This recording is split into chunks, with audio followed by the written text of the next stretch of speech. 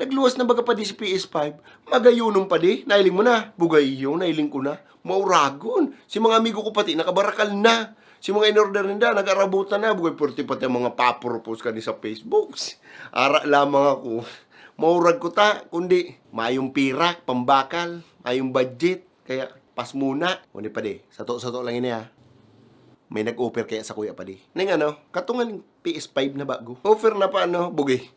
Baka illegal yan. Bugay, patapusin mo nga ni muna ako. Bugay, pa nga ni tapos, illegal tulos. Okay. O sige, ano man ang offer na yan? May nag-offer kaya sa kuya pa di. Maghanap pa da ako ng 5 kabarkada ko. O ang offer. Sarong brand yung PS5 na may kaibahan ng extra controller. Bugay. O ni pa, day patapos. Bako lang PS5. Maliban sa PS5, may kaibahan pa itong sarong bike na worth 20k. Ayaw. O ni pa. Tapos, may kaibahan pang 2 John Wick na airsoft na badil. O, sakto sa imo. Nagkakawat ka bagang airsoft. O ni pa, di pa tapos. May kaibahan ng PS5, may bike ng kaibahan, may John Wick pang badil, 2. Tapos, may saro pang brand yung iPhone 12. Bugay ni ina niya. Garo big time yung bakla na nakuha mo pa diya. Bakong bakla, ayan ka namin. Dapat na magbakla, bakong bakla. O ano pala, gabos na sinabi ko sa imo pa di, gabos na offer na ito pa di. Sarong kid nilang daang kapalit.